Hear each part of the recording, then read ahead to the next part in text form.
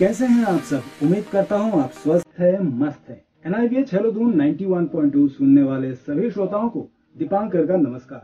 दोस्तों, दिव्यांगता एक अलग नजरिया कार्यक्रम के जरिए हम आप तक ऐसी जानकारियां लेकर आते हैं जो आपके विजन को मैच्योर बनाती हैं और आप वास्तव में दिव्यांगता को एक अलग नजरिए से देखने में सक्षम हो पाते हैं। इसी कड़ी में आज हम बात करेंगे शिक्षा के अधिकार के बारे में। जी हाँ दोस्तों, शिक्षा हमारा संवैधानिक अधिकार है जो हमें जिंदगी के हर मोड़ पर सही निर्णय लेने में हमें ताकत देता है, हमारी मदद करता है। और जब बात आती है दिव्यांगजनों की, तो शिक्षा उनकी दृष्टि को खोलता है और उन्हें समाज की मुख्य धारा में जोड़ने में उनकी मदद करता है, उन्हें अपॉर्चुनिटी देता है। हर दिव्यांग को शिक्षा का अधिकार मिले, इसलिए भारत सरकार ने RPWD एक्ट 2016 में विशेष प्रावधान किए हैं। वैसे तो आप इस एक्ट को ऑनलाइन जाकर या डाउनलोड करके भी पढ़ सकते हैं, पर हर एक्ट की बारीकियों को समझने तथा उसे अच्छी तरह से याद करने में काफी सारी मुश्किलें आती हैं। कई सारे क्वेश्चंस रह जाते हैं, कई सारी क्वेरीज रह जाती हैं। दोस्तों, आज यहाँ आपसे जुड़ने का उद्देश्य यही है कि आपकी इन्हीं सवालों के जवाब हम आज ढूंढने की कोशिश करेंगे। और इसी वजह से आज हमने हमारी स्टूडियो में आमंत्रित किया है डॉक्टर पंकज कुमार को। डॉक्टर पंकज कुमार देहरादून स्थित NIPVD के विशिष्ट शिक्षा विभाग में असिस्टेंट प्रोफेसर के पद पर कार्यरत हैं। और डॉक्टर पंकज कुमार से आज हम शिक्षा के अधिकार के बारे में डिटेल में बात करेंगे। डॉक्टर पंकज कुमार, आपका हमारे स्टूडियो में बहुत बहुत स्वागत है सर। नमस्कार सभी, आपको भी और सभी श्रोताओं को भी नमस्कार। नमस्कार पंकज सर। सर, शिक्षा के अधिकार के बारे में बात कर रहे हैं, राइट टू एजुकेशन के बारे में बात कर रहे हैं। एकदम बेसिक क्वेश्चन से शुरू करते हैं कि राइट क्यों माना जाता है, यार राइट के बारे में क्यों कहा जाता है? एजुकेशन तो एजुकेशन है, हर कोई पढ़ लिख लेता है, इसको मतलब ऐसे अधिकार क्यों लिया जाए इसको? हाँ, बहुत ही अच्छा प्रश्न है आपका कि देखिए, शिक्षा होती ही क्यों जरूरी है। शिक्षा इसलिए जरूरी होती है कि किसी देश में अगर हम एक शिक्षा को एक बड़े कैनवास के रूप में लें, एक बड़े हॉरिजन में देखें, तो शिक्षा एक व्यक्ति को बहुत रूप से एनरिच करती है। एक उस व्यक्ति को एक बच्चे को अच्छा नागरिक बनाती है, उसे उसके उद्यम से जोड़ती है, उसमें व्यवसायिक गुणों का विकास करती है, उसमें क्षमताओं का कुछ विकास करती है, कुछ कुशलताएं ऐड होती हैं। तो ये एक शिक्षा एक व्यक्ति को शार्पन करने में, उस व्यक्ति को एक अच्छा संसाधन पूर्ण बनाने में मदद करती है। और क्या चाहेंगे आपकी इस तरह का कोई संसाधन, क्या एक विशेष व्यक्ति बने या कोई कि हर कोई बने? तो आपका, मुझे लगता है आप इस एग्री करेंगे कि हर बच्चा जो भी है या हर व्यक्ति जो है वह संसाधन पूर्ण हो। तो इसके लिए जरूरी है कि हम शिक्षा की जो व्यवस्था है उससे सभी बच्चों को जोड़ दें। तो जो शिक्षा जो पहले के हमारे देश में एक स्थिति रही, किसी न किसी कारण से या पूरे विश्व में ऐसी स्थिति रही, पूरे विश्व में यह विषय बना, यूनिवर्सलाइजेशन ऑफ एलिमेंट्री एजुकेशन, यानी कि जो शिक्षा, जो प्रारंभिक शिक्षा है उसका सार्वभौमिकीकरण की बात तो पूरे विश्व में की जा रही थी। और ये इस चीज का स्ट्रेस दिया गया कि भाई हम लोग कोई ना कोई पुख्ता व्यवस्था करें ताकि शिक्षा, जो मौलिक शिक्षा है, जो प्रारंभिक शिक्षा है, उससे बच्चे वंचित ना हो जाए और वह जो एक संसाधन के रूप में जुड़ सकते हैं हमसे, एक देश के विकास में जुड़ सकते हैं, एक भागीदारी अपनी निभा सकते हैं, उससे वंचित ना रह जाए। तो इसके लिए सरकार ने जो हमारे संविधान के 86वें संशोधन किया जिसके तहत जो 21 सेक्शन जो संविधान का है की धारा 21A इंसर्ट की गई, जिसमें ये कहा गया कि जो 6 साल से 14 साल के बच्चे होंगे उनमें कक्षा 1 से 8 तक मतलब बनता है ये, तो 6 से 14 साल के बच्चों की शिक्षा निःशुल्क होगी और अनिवार्य होगी, अनिवार्य और निःशुल्क होगी, फ्री एजुकेशन। और इसी चीज को लागू करने के लिए जैसे कोई भी संविधान में प्रावधान होते हैं तो उनके लिए कानून बनाए जाते हैं। ये संविधान से सिर्फ नहीं होता है, उसके लिए अगर किसी चीज का अगर संविधान में कुछ है तो उसके इंटरप्रिटेशन के लिए, उसके और दायरे को फिक्स करने के लिए, उस चीज को अचीव करने के लिए हम एक सरकार कोई कानून लाती। तो 2009 में शिक्षा का अधिकार अधिनियम, जिसे पॉपुलरली कहते हैं, जैसे right to compulsory and free education जो एक्ट है, उस एक्ट को लाया गया जो 1 अप्रैल 2010 से लागू हो गई देश में। तो ये हमें कहीं ना कहीं पूरे देश में सबके लिए लागू है और प्रत्येक बच्चा को अधिकार है कि वह अपना जो प्रारंभिक शिक्षा है, कक्षा 1 से 8 तक वाली शिक्षा है, वो प्राप्त करे।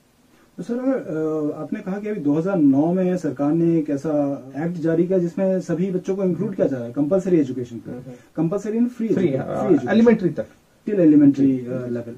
तो एक हाल ही में भी एक एक्ट आया है जो rights of persons with disabilities 2016 जिसकी बात आप कर रहे थे सुबह। जी जी जी जी। तो उसमें भी ऐसे कुछ प्रावधान हैं, तो अगर एक पहले एक्ट बन चुका है जिसमें ऐसे प्रोविजंस हैं तो दोबारा एक्ट बनाने की क्या जरूरत हाँ, है? इस बात को आप मेरे पहले ही जो मैंने कहा उससे भी समझ सकते हैं। जैसे मैंने कहा कि जो कॉन्स्टिट्यूशन में कुछ बातें हैं, कुछ स्कोप आपको कॉन्स्टिट्यूशन देती है, तो कॉन्स्टिट्यूशन तो एक व्यापक रूप में चीजों को कहती है। उस चीज को लागू करने के लिए हमें कुछ न कुछ फिर कानून लाने पड़ते हैं। कानून भी संविधान के प्रावधानों के अंतर्गत ही होते हैं। तो ठीक इस तरह से 2009 में तो सभी बच्चों की बात की गई, लेकिन ऐसा महसूस किया गया कि कहीं ना कहीं हम जब तक दिव्यांग बच्चों की बात स्पेसिफिकली नहीं कहते हैं, उनके कंसर्न्स को नहीं देखते हैं, उनके नीड स्पेसिफिक प्रोविजंस को नहीं डालते हैं, तो मुश्किलें होती हैं।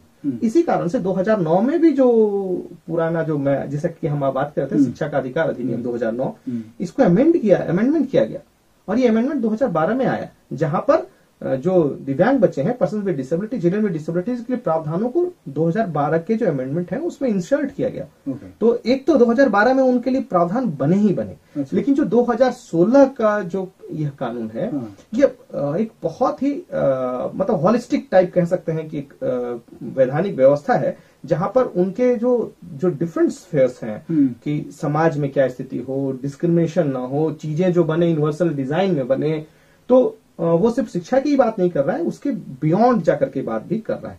और जबकि जो राइट टू एजुकेशन 2009 था, वो एक शिक्षा में सभी को शामिल करने की बात कर रहा था। 2012 में जिसमें अमेंडमेंट आया, उसमें उन्होंने जो दिव्यांग बच्चे हैं उनको शामिल किया, उनके नीड्स को शामिल किया। उस समय जो तत्कालीन विकलांगता से जुड़ा हुआ कानून था जो 1995 में था, उससे उसे लिंक भी किया। तो व्यवस्थाएं उसके अनुसार की गई। आप इससे समझ सकते हैं कि ये जरूरी है। तो इस तरह से आप अगर सोचेंगे कि 2016 के कानून की आवश्यकता क्यों है, तो आप देखेंगे कई ऐसे कानून हैं जितने हम जो संविधान में तो प्रावधान है, लेकिन वो जब इंटरप्रेट ठीक से नहीं होता तो हमें उसके इंटरप्रिटेशन के लिए कानून लाने पड़ते हैं। जैसे साइबर क्राइम ही है, अगर ये नया चीज कुछ आ रहा है तो हम उसके लिए फिर एक नए कानून को लाते हैं, क्योंकि परिस्थितियां ही नहीं भी आ रही हैं। लेकिन हम दिव्यांगजनों के लिए जो चैलेंजेस हैं उनको कोई कानून कॉम्प्रहेंसिव रूप से डील नहीं कर रहा था। तो 2016 में जो rights of person with disabilities act लाया गया, एक्चुअली रिप्लेस किया 1995 के एक एक्ट को। 1995 में भी एक एक्ट था, अच्छा, वो उतना कॉम्प्रहेंसिव नहीं था जितना 2016 का हमारा एक्ट। अच्छा। और इससे भी ज्यादा समझने की एक मैं सिर्फ यहाँ बात रखना चाहता हूँ कि 1995 में हमारे पास देश में पहला एक कानून आया जो दिव्यांग जनों की बात करता था। अच्छा। और उस कानून का नाम था PWD act, persons with disabilities act. जी जी। लेकिन उस एक्ट में कुछ चीजें, कुछ कमियां थी।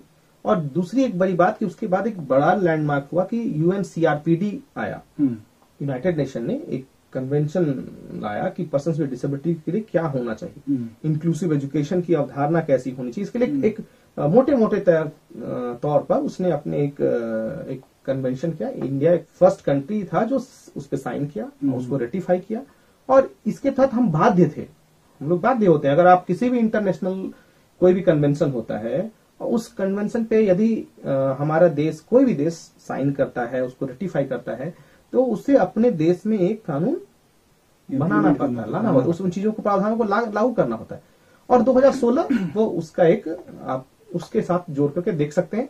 यदि आप 2016 के कानून को देखेंगे तो उसके प्रिम्बल में भी UNCRPD की बात कही गई है।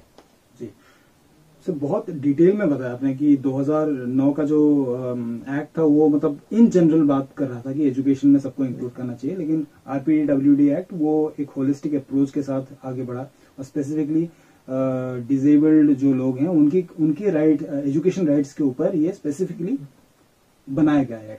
और not just education, beyond education in society में पूरे, जैसे उनके इंटरेस्ट को ध्यान में रखकर ये एक्ट लाया गया। सर इसी से ही जुड़ा हुआ मेरा अगला सवाल है आपसे, वो ये कि शिक्षा का अधिकार एक नॉर्मल इंसान के लिए क्या होता है हम सभी जानते हैं, पर एक दिव्यांग जन के लिए उसकी अहमियत क्या होती है? देखिए, अहमियत तो तय है, अहमियत तो सबके लिए उतनी होती है। मेरा तो इसके उत्तर ये हो कि अहमियत तो उतनी होती है। अच्छा। लेकिन उस अहमियत से ज्यादा कहीं एक्सेस करने की बात होती है। एक्सेस एक लाभ उठाने की बात है, उस तक पहुंचने की बात होती है। अगर आप देखें कि जो यूनिवर्सलाइजेशन ऑफ, जो मैं बात करता था एलिमेंट्री एजुकेशन की जो बात कही गई 2009 में तो 2-3 चीज पे फोकस रखा गया था कि पहला कि यूनिवर्सलाइजेशन एक्सेस होगा और यूनिवर्सलाइजेशन रिटेंशन, और तीसरी बात होती है क्वालिटी की, जहां पे हम बात करते हैं यूनिवर्सलाइजेशन ऑफ अचीवमेंट की, मतलब जो शेयर्ड हम अचीव करें। यानी कि पहला एक्सेस, दूसरा रिटेंशन और तीसरा अचीवमेंट। तो अगर इस रूप से भी देखें तो हर स्तर पर आप एक पर्सन विद डिसेबिलिटीज को एक चैलेंजेस तो आते जाते हैं। एक शिक्षा में एक सामान्य रूप से स्कूल पहुंचना है, एक्सेस करना है उसे, उसको पहुंचना है, हम एक इंश्योर करें कि हर लोग पहुंचे। तो एक बच्चे के पर्सपेक्टिव से सोच के देखिए, स्कूल के पर्सपेक्टिव से सोच के देखिए, दोनों तरफ से ये बहुत जरूरी हो जाता है कि स्कूल एक्सेसिबल बने और बच्चे वहां तक पहुंच सके। तो दोनों एस्पेक्ट में देखेंगे तो ध्यान दिए जाने की जरूरत है। हाँ, और उनके लिए अगर अधिकार आप नहीं बनाते हैं तो हो सकता है कि विद्यालय मना कर दे। आप एक कोई नहीं है, वो कंपेल्ड नहीं रहते तो फिर वो मना भी कर सकते थे। या फिर आप ये महसूस करें ना कि जब से ये, अगर आप डाटा भी देखें तो सिग्निफिकेंट अंतर आया है। जो पहले दिव्यांग बच्चों के स्कूल में प्रतिभागिता का स्तर था, या मतलब उनके एडमिशन का जो रेशियो था, वो काफी बढ़ा है, काफी सुधार हुआ। लेकिन अभी भी बहुत कुछ किए जाने की जरूरत है। आज भी अगर आप देखें तो दूसरे ग्रुप, अगर मान लीजिए बच्चों में अगर समूह माने तो जो दिव्यांग बच्चों के का जो समूह है, उनका जो एक उनकी जो प्रतिभागिता होनी चाहिए, या उनका जो अनुभाग, मतलब एक परसेंटेज होना चाहिए एक शिक्षा में क्या है, तो आप पाएंगे कि वो काफी लो है। मतलब कितने लोग जो लाभ उठा पा रहे हैं शिक्षा, वो प्रतिशतता बहुत कम है। तो और भी स्टेप्स उठाने चाहिए। आप जब तक आप शिक्षा को अधिकार नहीं बनाते हैं तो शायद स्कूल इतने सेंसिटिव नहीं हो पाएंगे, माता पिता भी शायद सेंसिटिव ना हो पाए, अब बच्चे भी इतने सेंसिटिव या व्यक्ति ना हो पाए। तो इसके लिए जरूरी है कि एक अधिकारपूर्ण माहौल का निर्माण हो। लेकिन ध्यान रखें, गुणवत्ता तो सिर्फ अधिकार से नहीं आते हैं, उसके लिए हमें और भी, जब तक सामाजिक सहभागिता नहीं इसमें इंटीग्रेट होती है तो कोई भी कानून या कोई भी चीज इतना व्यापक असर नहीं करती। जैसे दहेज प्रथा को एग्जाम्पल लीजिए, दहेज प्रथा कानून ने तो सहयोग किया ही किया, लेकिन सामाजिक सहभागिता इसमें बहुत पार्टिसिपेशन, सोसाइटी का रोल होना चाहिए। सोसाइटी उसको ओन करे, सोसाइटी उसको अपना करके, और हर एक जो कंपोनेंट है जीवन का, जो डिफरेंट स्फेयर है, वहां पर उसको रिफ्लेक्ट करे, तभी उसको सही रूप में आप लागू कर सकते हैं। आपको क्या लगता है कैसे ये रिजल्ट्स ये ट्रांसफॉर्म हो सकते हैं? जैसे कि कहा आपने, पार्टिसिपेशन का जो परसेंटेज है बहुत कम है, तो सोसाइटी मतलब क्या मेजर्स ऐसे ले सकती है, क्या स्टेप्स उठा सकती है, स्कूल्स एज इंस्टीट्यूशंस क्या कर सकते हैं जिससे कि ये बेटर हो ये परसेंटेज? बिल्कुल, देखिए इसके लिए जरूरी है कि आप, मैंने कहा ना कि भागीदारी बहुत इंपॉर्टेंट। जैसे आप सिर्फ स्कूल में बुलाना चाहते हैं किसी को, तो शायद आप, स्कूल हम तैयार ही नहीं है अगर उस चीज के लिए, तो वो नहीं भी आना चाहेंगे। आप अगर मान लीजिए उनके लिए कोई सुविधा ही ना हो, वो आप, स्कूल तो कहती है कि आप, मैंने बुलाया, एक स्कूल होता है कि आप एक कानूनी प्रावधान किए, और दूसरा एक कंडीशन होता है कि वेलकमिंग स्कूल हो। तो एक वेलकमिंग इन्वायरमेंट बनाने की जरूरत है। जो सुविधाएं चाहिए, जो आवश्यक सुविधाएं हैं, मान लीजिए कि एक ब्रेल स्लेट, ब्रेल किताबें, ये अगर स्कूल्स में नहीं है तो दृष्टि दिव्यांग बच्चे कैसे वहां क्यों नामांकन करना चाहेंगे, या वहां तो वो बिल्कुल अकेला महसूस करेंगे। ये वही बात हो गई कि किसी पार्टी में मैंने आपको बुलाया और मैंने आपको कोई पूछा भी नहीं, आप चाहेंगे कि मैं आपसे बात करूं, इन्वॉल्वमेंट होना, इन्वॉल्वमेंट बहुत जरूरी है। बहुत बढ़िया सर। और शायद आपने जो यहाँ पे जो अभी कहा कि ब्रेल स्लेट का उदाहरण दिया, मुझे लगता है शायद यहाँ पे एक्सेसिबिलिटी की भी बात आती है। हाँ बिल्कुल, है ना? तो ये बहुत बड़ा मुद्दा है एक्सेसिबिलिटी। एक्सेसिबिलिटी दो टर्म्स में है। जैसे मान लीजिए एक्सेसिबिलिटी, तो एक बात ये हो गई कि हम स्कूल की बात कर रहे हैं कि स्कूल में एक्सेसिबिलिटी हो, मतलब बिल्डिंग्स जो हैं वो एक्सेसिबल हो। इसके साथ साथ जो क्लासरूम के बातचीत होती हैं, उनमें एक्सेसिबिलिटी भी बहुत इंपॉर्टेंट कंपोनेंट है। अच्छा, जैसे मान लीजिए आप किताबें हैं, वो अगर नहीं कर पा रहा है, उस सामान्य कंडीशन में हो सकता है कि वो किताबें बहुत इंपॉर्टेंट हो, लेकिन एक कोई दिव्यांग बच्चा पहुंचता है क्लासरूम में, तो हो सकता है उसके लिए वो मीनिंगलेस हो जाए। तो जरूरी ये है कि हम लोग उस सेंसिटिविटी के साथ स्कूल काम करें। और एक्ट तो बहुत जरूरी है, शिक्षा का अधिकार जरूरी है, नहीं तो शायद जिस स्तर पे भी हम आज बात कर रहे हैं, हम आप बात भी इसलिए कर रहे हैं क्योंकि ये कानून है, तभी हम आप बात कर रहे हैं, वरना हो सकता है कि हम बात भी नहीं करते, उसकी इंपॉर्टेंस को नहीं समझते हैं। जी सर, राइट टू एजुकेशन की इंपॉर्टेंस के बारे में बात कर रहे हैं और RPWD के बारे में बात ना करें, ऐसा नहीं हो सकता। तो RPWD एक्ट 2016 में समावेशी शिक्षा, जिसको इंक्लूसिव एजुकेशन भी कहते हैं हम लोग, उसके बारे में भी बात की गई है। तो थोड़ा हमें विस्तार में बताइए कि क्या क्या उसमें कही गई है इंक्लूसिव एजुकेशन को लेकर। देखिए, सबसे तो कि इंक्लूसिव एजुकेशन को कहीं ना कहीं ये परिभाषित ही करता है। तो एक बहुत बड़ी बात होती है कि आप अगर किसी कानून में किसी चीज को परिभाषित करते हैं तो यानी कि आप उसके जो बाउंड्रीज फिक्स कर देते हैं, आप उसको तय कर देते हैं कि भाई इस बाउंड्री में रह करके आपको दायरा फिक्स कर देते हैं। तो जो सर्विस प्रोवाइडर है या जो सर्विस लेने वाला है, दोनों के लिए बहुत बेहतर हो जाता है। तो अगर स्कूल एक सर्विस के रूप में अगर लें, सोशल इंस्टीट्यूशन या सर्विस के रूप में लें, तो आप देखेंगे कि जो rights of person with disabilities के सेक्शन 2M में इंक्लूसिव एजुकेशन को परिभाषित कर दिया गया, डिफाइन किया गया। और डिफाइन ये किया है कि इंक्लूसिव एजुकेशन एक ऐसी व्यवस्था है जहां पर दिव्यांग बच्चे और अन्य बच्चे साथ में पढ़ेंगे। लेकिन सिर्फ साथ में पढ़ने से नहीं होगा, इनके लिए कंडीशन डाला गया कि जो उनके पढ़ने और पढ़ाने का जो वातावरण होगा, जो इन्वायरमेंट है, वह सुटेबली अडेप्टेड होगा, अनुकूलित होगा। पर ये सबके लिए? हाँ, सबके लिए नहीं, विशेष दिव्यांग बच्चों के लिए मैं बात कर रहा हूँ कि इंक्लूसिव एजुकेशन तो सबके लिए। हाँ। मतलब इंक्लूसिव एजुकेशन एक व्यवस्था है जहां पर दिव्यांग बच्चे या अन्य बच्चे एक साथ पढ़ते हैं, एक व्यवस्था है। लेकिन हम इंक्लूसिव एजुकेशन कहने के लिए, समावेशी कहने के लिए दूसरी शर्त भी है कि वहां पर अगर दिव्यांग बच्चे पढ़ रहे हैं तो उनके लिए जो शिक्षण अधिगम का जो वातावरण है, जो माहौल है, वो सुटेबली अडेप्टेड होना चाहिए। मतलब जो वांछित रूप में अडेप्टेड होना चाहिए, ताकि जो चिल्ड्रन विद डिसेबिलिटीज हैं उनके लर्निंग नीड्स को मीट आउट किया जा सके, उनकी जो सीखने संबंधी आवश्यकताएं हैं उनकी पूर्ति हो सके। सर, लर्निंग नीड्स के मतलब से क्या हम फिजिकल एनवायरनमेंट? लर्निंग नीड तो कुछ भी होता है। मान लीजिए सीखने से, मान ली मैं सीखना मेरा नीड है, मान लीजिए, और मैं कुछ सीखना चाह रहा हूं, अगर उसमें कुछ भी बैरियर बन रहा है तो वो लर्निंग नीड को मीट आउट नहीं कर रहा है। एक अच्छी ही परिभाषा इसे मानेंगे कि ये एक स्कूल में लर्नर्स पॉइंट ऑफ व्यू से बात कर रहा है, टीचिंग पॉइंट ऑफ व्यू से बात नहीं कर रहा है कि आपको पढ़ाने में क्या सुविधा हो रही है, ये बात नहीं हो रही। बात ये हो रही है कि बच्चे को पढ़ने में जो आवश्यकताएं बन रही है, जैसे पढ़ने के लिए क्या चाहिए, किताबें चाहिए जी। आप सामान्य किताब उनकी मीट आउट लर्निंग नीड को पूरा नहीं कर रही है, उनके लिए ब्रेल बुक किसी दृष्टि दिव्यांग बच्चे को चाहिए तो आपको देना होगा। इस तरह से क्लासरूम में यदि आप सिर्फ बोल करके पढ़ा रहे हैं, एक श्रवण बाधित बच्चा आता है आपके क्लासरूम में, तो उसके लिए वो मीनिंगलेस होता है।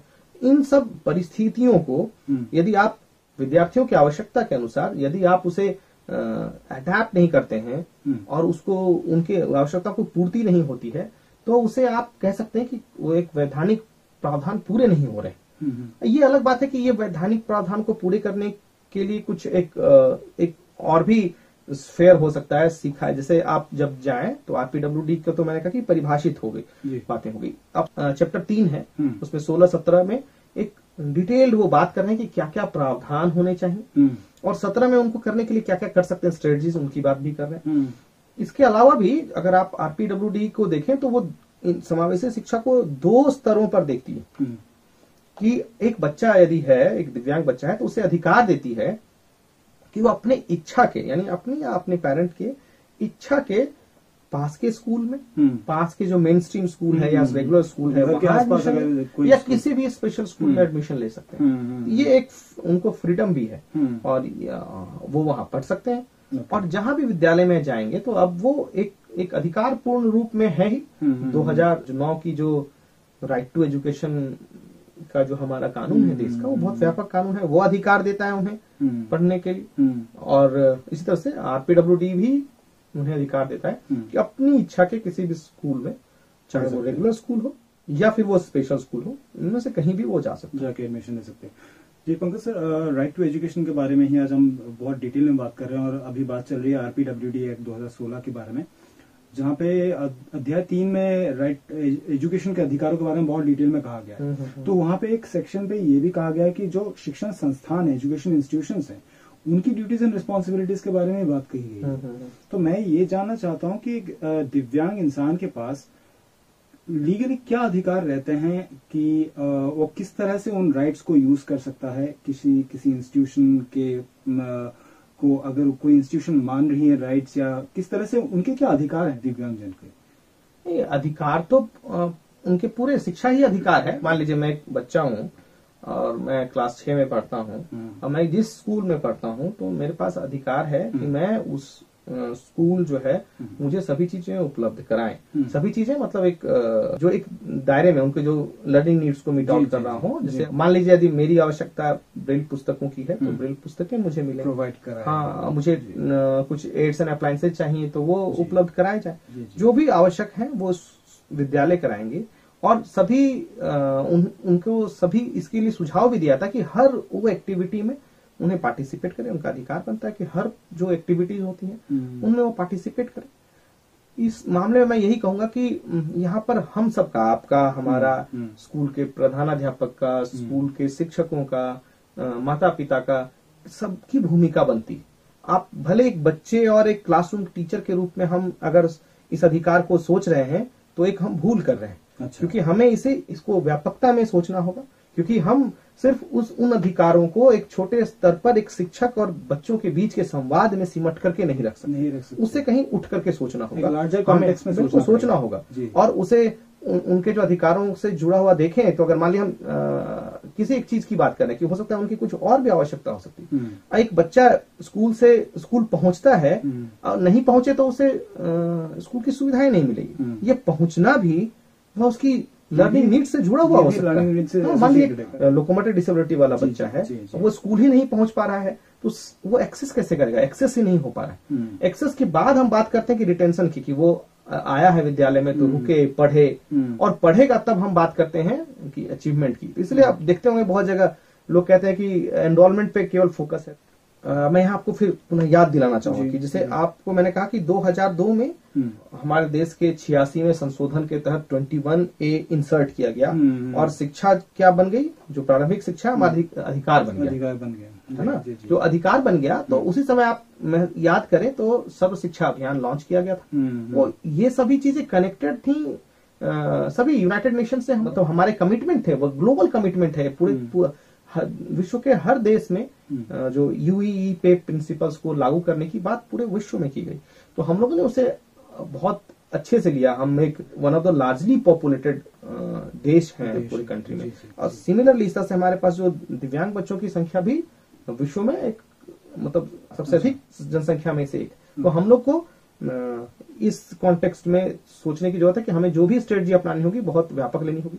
2002 में हमने सर्व शिक्षा अभियान को लॉन्च किया, जिसके तहत सबके शिक्षा को सुनिश्चित करने की बात कही गई। फिर भी सिर्फ एक अभियान से सफल नहीं हो पाया, हमें कानून लाना पड़ा 2009 में। कानून से फिर नहीं हुआ। 2012 में हमें विकलांग बच्चों के लिए या दिव्यांग बच्चों के लिए प्रावधान फिर से अलग से अमेंडमेंट, कानून में सुधार करने पड़े। फिर आप जैसे बात कर रहे हैं कि हमने फिर एक 2016 में एक व्यापक कानून भी आया जो और भी स्फेयर्स हैं लाइफ के, जीवन के, या जीवन से जुड़े हुए या किसी संसाधनों से जुड़े हुए, किसी संस्थान से जुड़े हुए, उनको पूरा करने के लिए 2016 का ये कानून हमें एक सबल बनाता है दिव्यांगजनों को।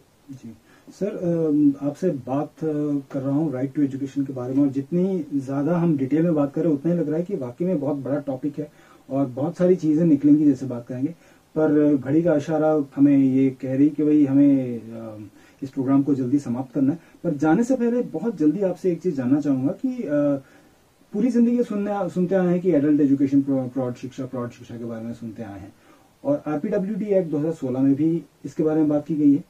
सो जो नॉर्मली जो कॉन्सेप्ट हम हमेशा से सुनते आए हैं कि एडल्ट एजुकेशन है, और RPWD एक्ट में जो बात कही गई है प्रौढ़ शिक्षा के बारे में, क्या ये दोनों अलग हैं कि तो इसको थोड़ा अलग अलग रूप से देख सकते हैं। देखिए, एडल्ट एजुकेशन की जरूरत क्यों पड़ी?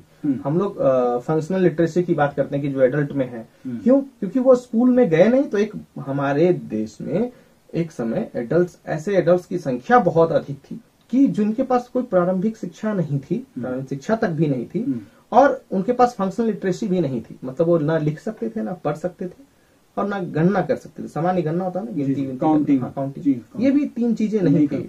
तो ये जो समस्या थी, तो उसको पाटने के लिए आज अगर आप दोनों एक तरह से उसको कंटेम्पररी मान सकते हैं। जैसे नहीं कहता कि महिला का उल्टा पुरुष नहीं होता है, महिला और पुरुष मिलते हैं तो हम पूरे होते हैं, कंप्लीट होते हैं। इसी तरह से अगर कहें कि कुछ ऐसे हमारे पास जनसंख्या का एक आप जब किसी देश को देखें तो एडल्ट भी होते हैं, प्रौढ़ भी होते हैं, बच्चे भी होते हैं, और इन्फेंट्स भी हैं। हर एक एज समूह में, स्प्रेड में, एक रेंज में लोग हैं।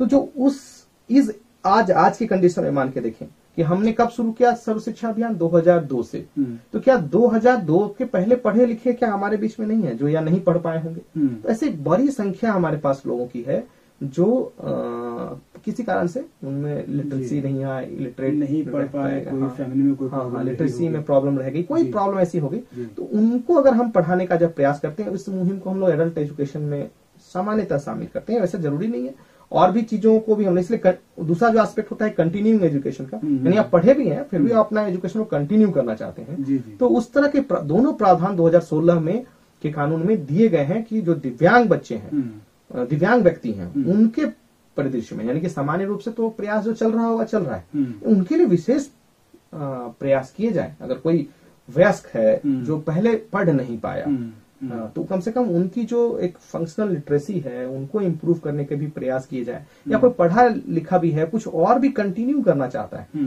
तो जो एडिशनल स्किल या कॉम्पिटेंसी वो डेवलप करना चाहता है, उसमें भी उनको सहायता मिलेगी। कैसे प्रावधान इस कानून के अंतर्गत किए गए हैं।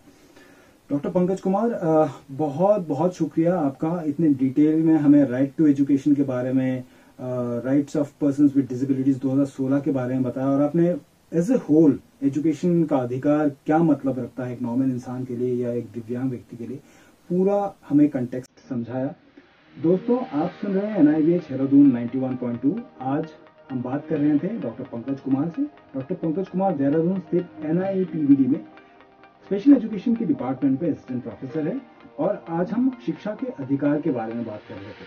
दोस्तों, हम चाहते तो ये है कि भाई ये जो हमारी जो चर्चा है ये बहुत लंबा चले, क्योंकि बहुत इंटरेस्टिंग चीजें हमारे सामने आ रही, पर वक्त का तकाजा ये है कि हमें ये प्रोग्राम यहीं पर समाप्त करना पड़ेगा। पर हम दोबारा आएंगे आपके साथ मिलने के लिए, कुछ नए टॉपिक्स, नई बातें लेकर।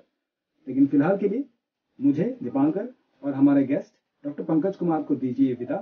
सर, आपका एक बार फिर से बहुत बहुत शुक्रिया हमारे स्टूडियो में आने के लिए और आपका कीमती वक्त हमारे साथ शेयर करने के लिए। बहुत बहुत धन्यवाद। दोस्तों, फिलहाल आप सुनते रहिए NIVH देहरादून 91.2, और मैं आपसे इजाजत लेता हूं। मैं हूं दीपांकर, वादा करता हूं दोबारा जल्दी मिलूंगा किसी एक नए टॉपिक के साथ। तब तक सुनते रहिए NIVH देहरादून 91.2।